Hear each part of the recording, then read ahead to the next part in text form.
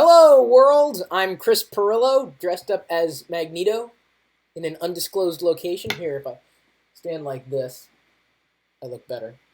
No, actually, if I sit like this, because I'm sitting down, I look better. This is one of the geeky hoodies that we're selling in the LockerGnome shop. If you have not decided to take me up on my Pirillo promise, you should, because that's... Oh, I have an audience. Anyway, that's the thing that geeks do, is enable their geek lifestyle through me. Can't really tell you where we are. You'll find out in the Pirillo vlog. But thank you for joining me live. I actually have a better upload rate in this room than I do compared to home, which is kind of sad because I probably pay more for it at home than I have here. So anyway, thank you for joining us for this live broadcast. You are watching the LockerGnome Daily Report, or TLDR for short, your daily dose of geek news, product views, and answers that you can use. One product is something that my wife Diana, who is in the studio audience, Hi. I was going to have them guess. Oh. But it's kind of a giveaway there, really. Diana doesn't look like me at all. She said, hey, you should buy some boxed wine, especially in this little container, which I've never had in a little container, and I decided to pour it into one of these coffee cups that they leave for you in the hotel room, so I'm enjoying this fine beverage, as you are enjoying your favorite beverage, wherever you happen to be watching this video. Thank you for joining us live. I have a list of the people to give credit to that I'm going to go ahead and run through on the small screen, if you guys can bear with me. Let's see if I can get this. I was practicing before the broadcast, and I think you should be able to see that just fine. I'm going to have to manually flip through all of these people that I have to thank, or businesses, really. That first name was a business. Without these people, I would not be able to do the broadcasts the way that I have been doing them. The hope is I can continue to do even more things that you guys enjoy seeing, and really be able to bring in more people than just a studio audience to help expand the efforts as we roll forward. So, if you want to be a supporter as well, you can. Just head over to chrispirillo.com. That's a campaign that we're doing through Patreon, and as many of you have been tweeting, and I have been retweeting, a few other YouTube producers are also signing up with this particular service, if only because it allows them to have more stability in terms of creating the content that their community loves from them. And speaking of community, another thing that we announced the other day is VloggerFair, happening later this year, August 2014. Sorry, it's like I'm trying to talk, walk, and chew bubblegum at the same time right now. August 16th, thank you, honey, my live editor behind me, happening in Seattle, VloggerFair. It's an event for not just vloggers, but people who love vloggers. If you love YouTube at all, if you ever want to meet me in real life, that's a great place to do it, if only because it's an event that I am hosting. Do you know if the names are going by, hon? I can kind of see them from my angle. I need a little technical support on my end. See, this is what happens. You wonder what happens when you don't have a full-on team with you. You get to employ your wife, and she gets paid in bottled water and kisses. Yes. So your name could be here. Now, normally this would be on the screen behind me when we are broadcasting, in our normal spot. But thank you for bearing with me, especially those who were able to tune in live. It looks like no, it's not my bedroom. I thought it was the bedroom. It is not the bedroom. I do have a roundup of news and information that I did want to share with you. I wouldn't consider it a slow news day, but in terms of stuff that I found interesting, it was rather lacking. So that being said, I do also want to say that if you ever wanted to have a face-to-face meeting with me, you weren't able to make it to VloggerFair, we're giving one away. And got more information coming up on Friday about specifics, but it's partly in conjunction with one of our sponsors, because this broadcast was also brought to you by GoToMeeting with HD Faces by Citrix, the powerfully simple way to meet online. You can share the same screen and see each other in HD video conferencing. Start hosting a GoToMeeting in seconds from your computer or mobile device by signing up for a free 30-day trial. Just visit GoToMeeting.com, click on the Try It Free button, and use the promo code Pirillo. And in the time that it took me to read that, I have gained a new audience member. So yeah, you can all sit on the bed if you want. It's fine, Mom. You might as well just come into the shot. It's okay. Okay. Here. No, I'm fine. No, you can move. What? There. No, because I'm going to read a book, so, Is there someone out there? I always wanted to do this. Don't. Chris, the most dangerous part is that Diana's phone is on the bed. No, the most dangerous part is that we'll get kicked out of the hotel. Joe, I'm on. Oh, Mom. Always such a buzzkill. So that's not the bit of him.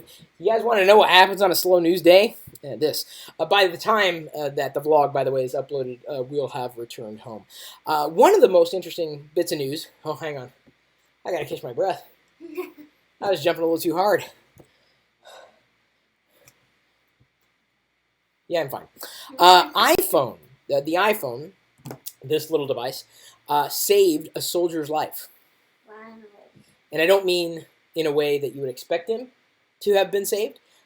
He essentially had it on him at the time where there was an explosion, and shrapnel had flown into him and was stopped by the iPhone. It wasn't software, it was the hardware, the quality that goes into iPhone construction.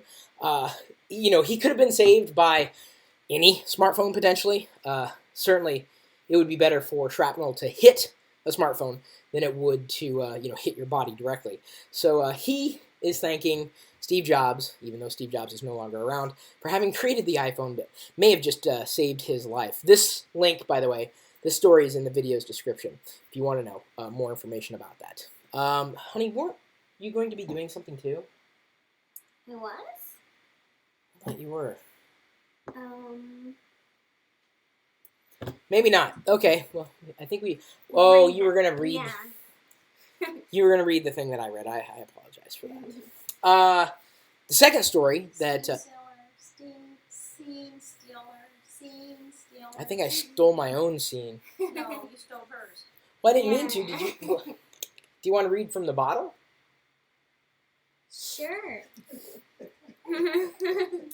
I was joking. I think We you took did me have serious. a really good pop. I won't say the name of the pop. In a glass bottle. She had Mexican Coke. Real cake. That's not really news. Okay, moving on. See what happens when the whole family gets involved. That's just chaos ensues. Goldman has reported that and this is a prediction, there will be much mobile commerce in 2000, or as much mobile commerce in 2018 as e-commerce in 2013. So 5 years from now, they're predicting that most of the commerce that happens, electronic commerce, will be happening by way of tablet computers. As opposed to today, most e-commerce doesn't necessarily happen by way of a smartphone or a tablet. That is going to be changing rapidly.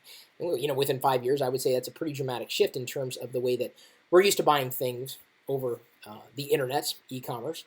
In fact, as I read that news, I sent a note off to the person I'm working with the LockerGnome shop selling this geeky stuff, and told them, hey, we've got the LockerGnome app. It's already free. It's available for iOS and Android.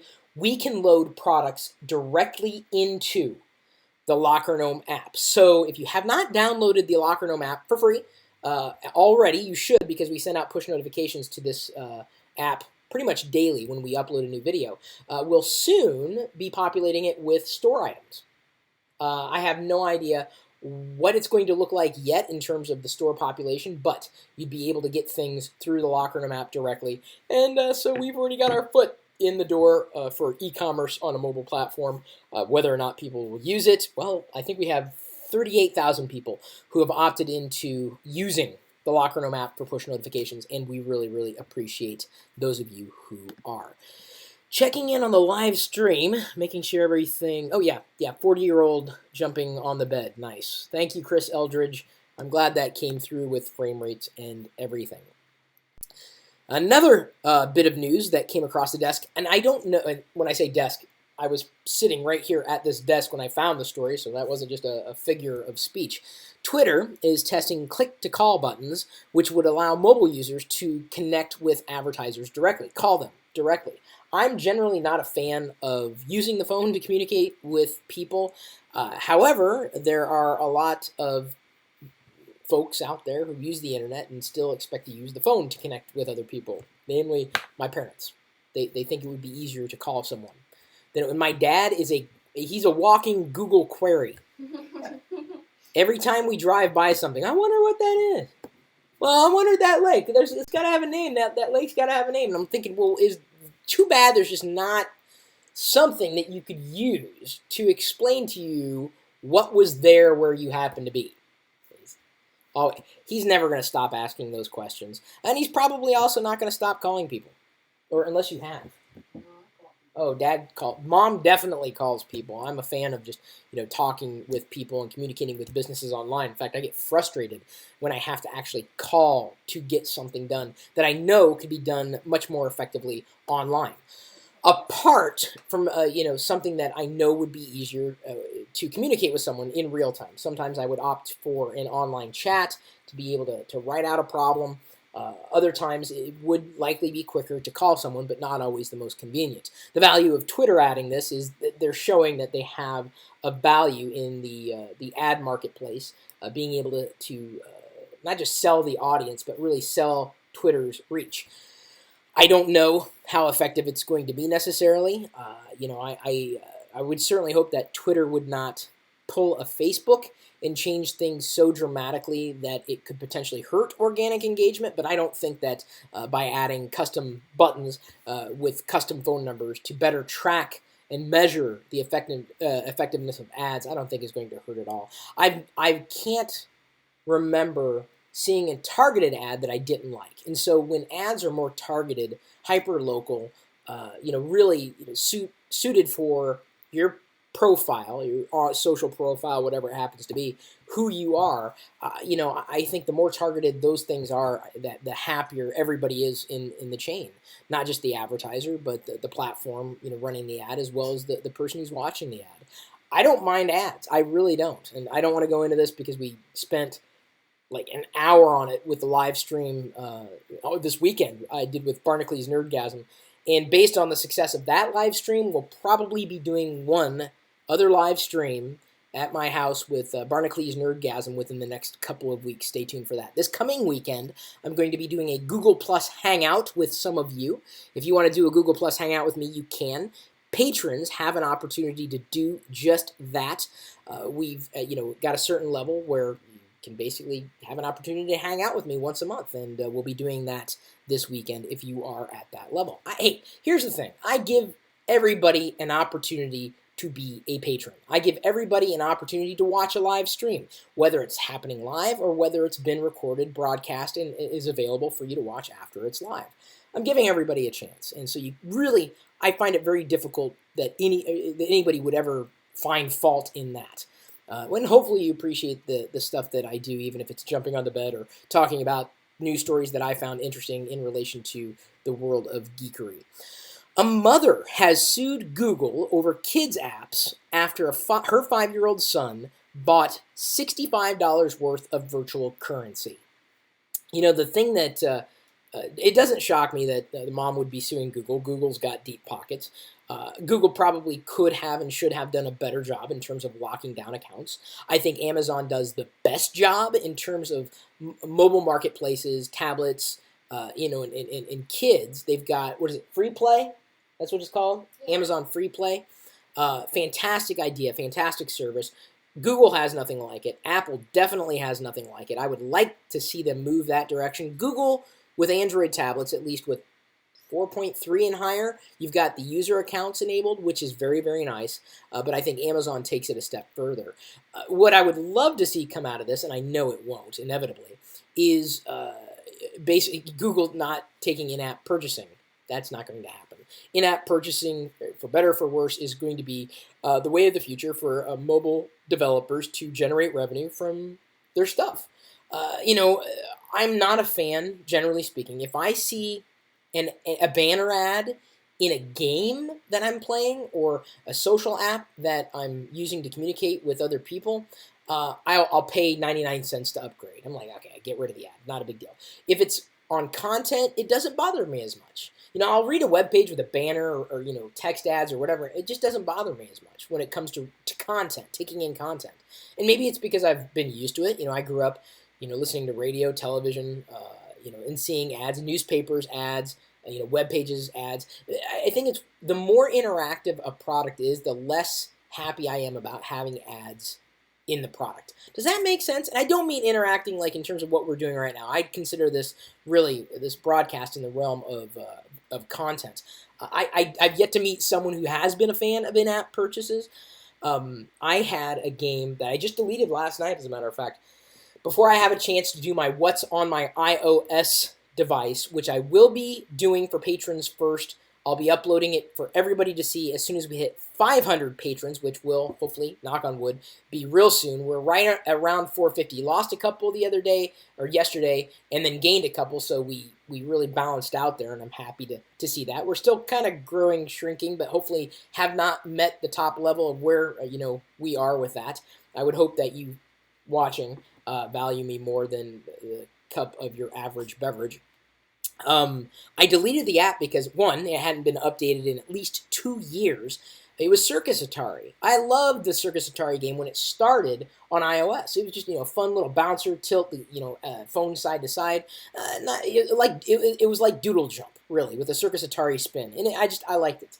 And then in the later revisions, they made things just more difficult. They added in-app purchases, added different features into the app that just didn't make any sense. Like you'd had to get bananas in order to do this, that, and the other thing. And I'm like, no, I'm done. It's no, to me, I'm no longer in the realm of playing a casual game when I have to spend $5 every hour to advance to the next level or to complete a level to its satisfaction, not to my satisfaction. Granted, I'm also going to make this point as well. When I grew up, we had arcades. You went into an arcade, you wanted to play Pac-Man, you had to put in a quarter. You wanted to play Pac-Man 4 times, you put in 4 quarters. You spent $1. I would say that the arcade games were really the first in-app purchases that we had. And to tell you the truth, I wasted more quarters than anything because I sucked at a lot of the video games. Even the ones that I was good at, I sucked at. So, you'd put in a quarter. Sometimes you'd play an amazing, awesome game. It would cost you 50 cents, and you would die within less than a minute for 50 cents. And that was expensive back then. And I'd say that it probably even adds up faster when you're talking about mobile purchases. It's easy to go tap and not even think anything of it until, of course, your mother gets the credit card statement. By the way, how's everyone in the background? Hey, Chris, does Diana like Tejano music? Asks Jesus Chavez. Well, you should probably save your question for this week's Ask Me Anything. But do you like Tejano music? Yeah, I do. Okay, there's the answer, and apparently... What's the fox say? Oh, Dad heard What Does the Fox Say for the first time this morning. They were wondering, how did it come up? I asked. Oh, my mom asked. What does the fox say thing? So I streamed it in through YouTube. It's like, 365 million views at this point? So we heard them, or watched them listen to What Does the Fox Say for the first time, barreling down the interstate at 70 miles an hour. I recorded that clip. I'll have to mute it before it goes into the vlog, and then, of course, do a narration over it. I'm not licensed to play the music back, but it was something that almost got us killed. Dad was a maniac, dancing and driving. Hey, I know this isn't an AMA, but is that it, AMA? But how could anybody sue Google, because Google don't know the age of the person ordering something? I'm not the courts. I know, but they don't physically see them. Maybe it should be better parent supervision rather than holding Google responsible for what a parent's kid does. I'm not going to argue, but Google needs to make it a bit more difficult for someone who has a device to hand to a kid to be able to purchase something. Google has it well within their power to put their foot down on that. Apple had to make certain changes too. But can't the user do that with passwords and that kind of thing? Not as easily as you would imagine. And let me put it to you this way: if they're taking it to court, I'm guessing at least one lawyer believes they have a case. Well, but anybody could sue anybody for anything. Sure. Yeah. So.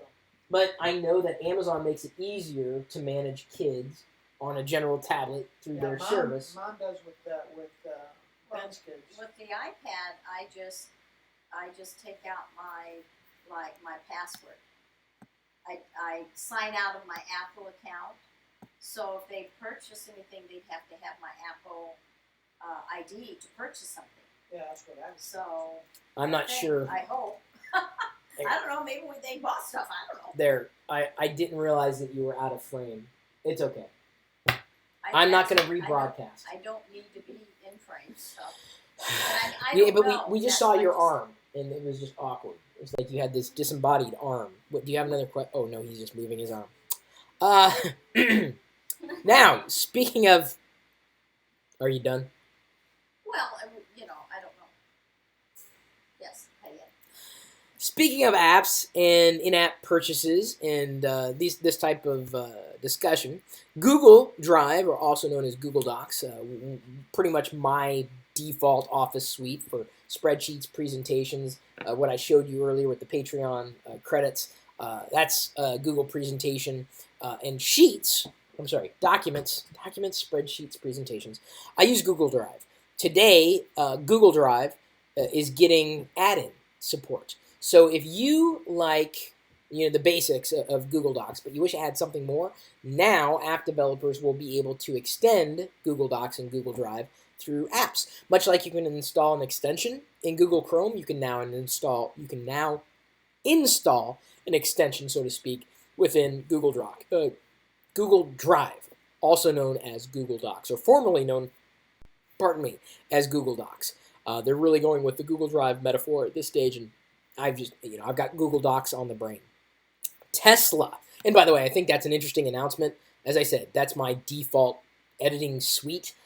They also upgraded Sheets, their spreadsheet app. The equivalent would be Microsoft Excel. I love it. I really think Google's done a fantastic job with the resources at their disposal. Google Docs as a whole was an acquisition. I don't know if you guys remember that. It used to be the document editor used to be known as Rightly, and they acquired the team and then grew it from there. That's really where it began. So if you want add-ins, check it out. Links in the video's description. Tesla is no longer going to be able to sell electric cars in New Jersey. This is a law that's been passed, and it's largely because... Baby, do you want to share? No, Do you want to? Okay. I just see this head over here, and I'm like, I need to take care of my pregnant wife. You want to talk about multitasking? I'm trying to balance everything here. So it's apparently this law that they just passed is tied into Tesla needing a dealership.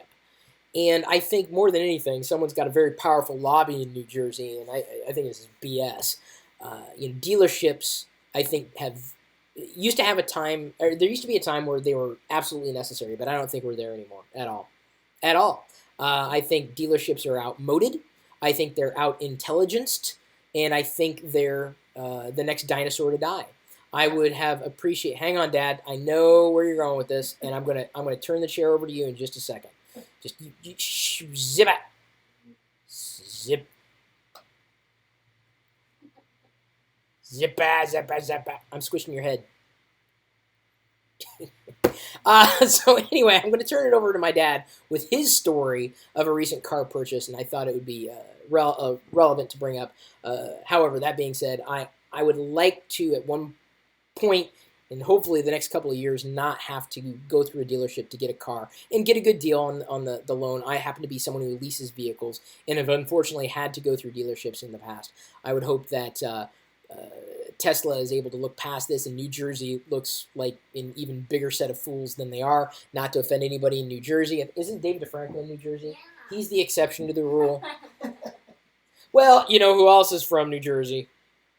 Snooki, JWoww, The Situation, all that, the Jersey Shore people. So, okay, I'm not slagging New Jersey. I'm just saying that you guys are, unfortunately, being forced into this decision. I'm guessing not because the government is protecting your interests. The government is protecting the dealerships and the car dealerships' interests.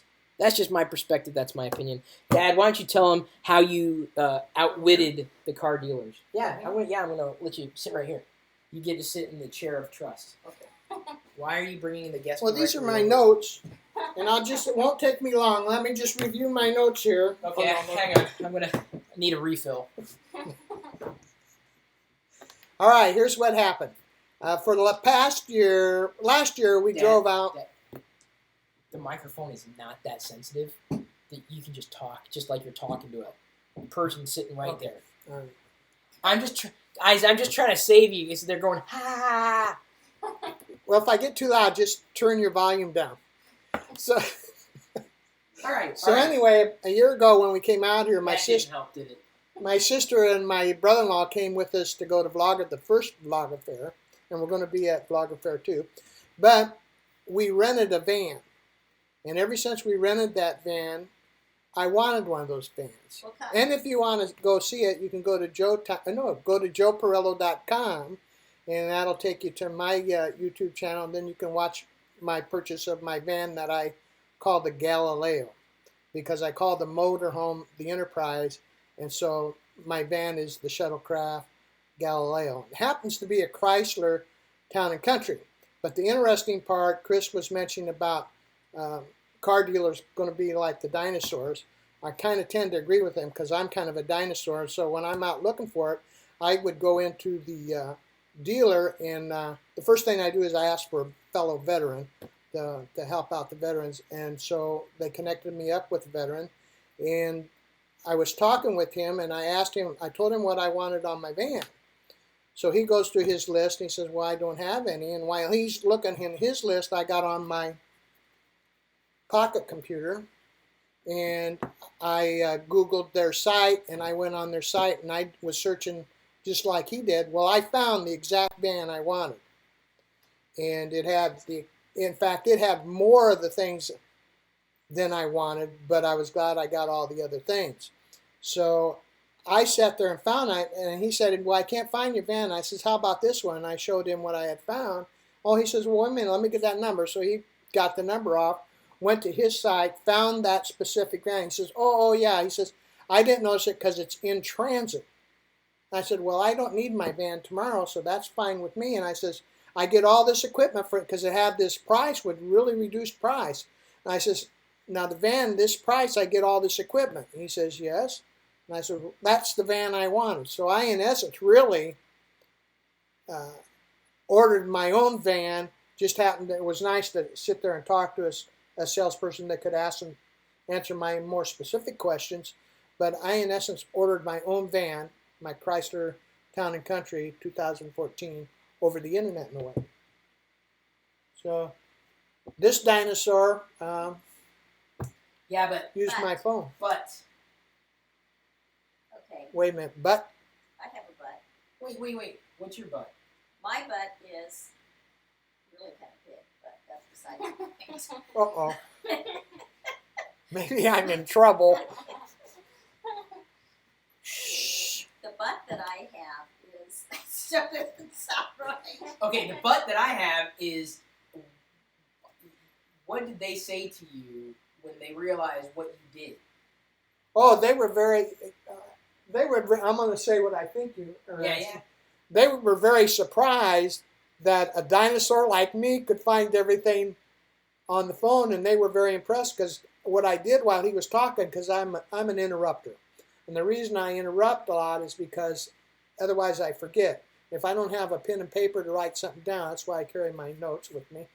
But what I'll do now, because my wife taught me how to do a screenshot a couple years back, I took a screenshot of it. So I had it right there. No matter what happened, I could use that screenshot. So they were impressed from the fact that someone of my experiences could use the phone as efficiently as I did. And then not only that, then we also used it for the accessories and everything. I went there while they're talking. I said, well, I want this, this, and this. And so I virtually was doing most of their work for them. But then again, to be fair to them, I knew what I wanted. And so I found the van I wanted. And there was a few things we added, not equipment-wise, but like the special floor manning and that kind of thing. And undercoat. And we live in the Midwest, and you have to undercoat. What was your butt? My wife's going to talk about her butts. Go ahead. What's your butt? You were purchasing a new car. Yes. So you knew virtually that it's coming off and it's brand new and it looks good. I think personally, I'd have a problem purchasing a used car online like that because you don't know what kind of condition it could say on there, mint condition, driven 2,000 miles, and get it, and it's banged up and broken up and been in an accident. Please let me finish. That's the first thing. The second thing is that you do away with all these dealerships. That's a lot of jobs out there. Well, that's true. That's very true, and we want to keep as many of the jobs we can. But the other thing that I did while I was... those are jobs that aren't outsourced to another country. She has a point, don't you think? The other thing I did do when they were start talking about trade, I had my little pickup that I was going to trade, and I looked up on the internet while they were talking and looking at my van. I looked it up and got the NADA values, which is it's been around for years. Some people call it Blue Book, and NADA is just a different one. But I looked up my values, so I know exactly a low and a high point. And when they came back, their offer to me was higher than the high point, so I didn't even point out the fact that I had that information at hand. So, but Judy brings up a very valid point. I guess the big thing is someone has to service them, and I don't know about you, but it seems to me the cost of servicing a vehicle has increased, and I think that is probably somewhat due to the kind of things we're talking about. Everybody needs revenue, otherwise they're not going to provide us services you and I want. So they have to invent new ways to increase their revenues, and maybe that's what they're doing now. They're making their service departments more revenue and profit oriented. In the accounting profession, we call them profit centers. So they'll take a segment of their business and make it a profit center. And the car dealers around the Des Moines area, Des Moines, Iowa area, have internet sales people. That's their job, is to take care of their internet sales. Well, all I'm going to say to the jobs point, you got to evolve, and you can't hold innovation back simply because it's inconvenient. That's a sad and unfortunate fact, and technology forces businesses to innovate. I mean, it's just like where we are with media. You know, it's much more convenient for someone to tap a button on their phone and get a movie, yet we have to wait. We have to wait to watch Gravity because instead of, competition existing in the media marketplace, we've got to wait because of licensing deals and what have you. And we got to, instead of spending $40 in a movie theater for Diana and I to go see a movie, we'll wait until it's available for $1.50 to rent on disc. Because do we really, really, really need to see it? No, unless it's like Star Wars, in which case there's no question it's going to happen in the theater. There's no price to that. There's no price. It's just priceless. Yes, Mom? And the theater, I'm sorry.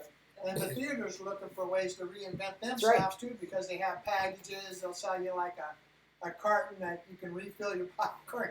Yeah. Diane and I like that carton. You can probably refill our popcorn. Eating anything. You were saying, hang on, Mom? I think it is great to be able to push a button on anything, dishwasher or TV, instant on, computer, instant on, everything instant on. Unfortunate part about that is people nowadays aren't learning the value of waiting for something. Give me a break. No. Give me a break. No. Hang on. Wait. No, This sir. this from the woman who was complaining about the traffic driving in the other direction this morning. I want to. It's because I wanted to get on the ferry. I want to place some context No. to what you All just right, said. All right. It was exciting for us to buy our first house because we had to wait to buy it. It was exciting for me to get my dishwasher because I had to wait to buy it. The expectation of waiting for something is gone with a lot of people. Yeah, but that doesn't take away. Become an instant society. Hang on, but how does that take away from the value of what it is that you're getting? It took nothing away when Netflix released, for argument's sake, House of Cards, and they released the season all at once. I love that. Or they just released the Clone Wars Season 6 that you can get only through Netflix all at once. They didn't leak out the episodes week by week by week by week by week. Because all this instant, everything is at your fingertips. Everything is at instant. It's not teaching people the patience to wait. And the value. No, Instant. I and the Mom, value of The waiting. value But- of the object. but well, no. Well, I'm just okay, saying. but value. Number one, value is relative. Number two, I have to wait for my next iPhone. Yeah, we're waiting for ours too. Come on. I'm waiting for the iWatch. Although I have seen some of those Samsungs, and they're pretty impressive. Waiting for my parents to be quiet so I can close this broadcast. Yes. I'm just kidding. I'm kidding, guys. It's actually really nice to have you, like to be able to do this. Because normally it's just me. That's what's so great to Yeah, have. like Well, a family chat. Well, yeah, but we it's don't. very- We could call it the fireside. Turn on the fireside. We have We a have electronic a fireplace here Yeah. in the hotel room, which you'll see in a tour. Fireside. The only other bits of information. And you know what? It's really nice of you to have us here. It's nice for you. Oh, by the way, I know what. It's nice Hang for on. you to have us here. Let me explain. They have their own room. This is Diana and my room here with the one bed. They've And got their a own very room. nice room it is too. Yes, and by the way, the hotel Wi-Fi, the access point is in our closet. It is. It's hanging right up. I don't know if the webcam won't stretch around. It's right up there. It's perfect. The best room I've ever had. So the only other bits and pieces I was going to mention. One, we've got a retro Apple Macintosh logo decal deal going on my blog, chris.pirillo.com. Shaquille O'Neal spends over $1,000 on apps every week. And Microsoft is, Microsoft, people complain about a 99-cent app, but it is Shaq, so. Surface is going to be getting a power cover to boost its battery by 70%. However, what I think Microsoft needs to do is invent something that'll boost its market share of Surface owners by 70%. Ow. That was for Jerry there, if he's watching this broadcast. I'm ribbing him because he works for Microsoft, and I had a Surface Pro 2 before he did. Happy with the Surface Pro 2. I'm just kind of, saying that they're not doing well in the marketplace because, unfortunately, they're overpriced in terms of what most customers want these days. Sorry, but expensive devices like that are just not the way of the future for consumers. So that's about all I want to say now that I've pissed off half the internet and our community. And all the people. Pissed off the other half. And someone got pissed off here in this broadcast. I'm sure there's a used car dealer out there saying, "Yeah, they took our job. Stop taking our job." That's what he sounds like too. That's a guess. Don't prove me. Right or wrong, just don't prove me at all. Thanks again for sticking with us during this live broadcast. Hopefully everything did go well, or well enough, to sustain you and your attention throughout this entire video. Really do appreciate all the support everybody is giving us, whether you're able to watch it live or after the fact. If you are a patron, thank you. I could not have done this without you. Absolutely. Need your help and support as we continue to grow and do more fun things, more geeky things, more things in the future. And I can only do that with your direct support. Patreon.com/Chris Pirillo is a great way to say, Chris, $2 a month, absolutely, you're worth more than whatever I just paid. How much did I pay for this little bottle of wine? It's not even a bottle, it's a box of wine. $5. And, I could have supported myself. That's kind of sad. And hopefully you don't think I'm sad. And before I make anybody else sad, I'm going to go ahead and close this broadcast. Thanks again for tuning in. And tomorrow's live broadcast may be happening in the scheduled time. May have to work it around a bit because we're going to be in transit and not sure where we're going to be at that point in time. So everybody, just stay tuned. And at this point, I'm going to leave you to your own devices. So we'll you later.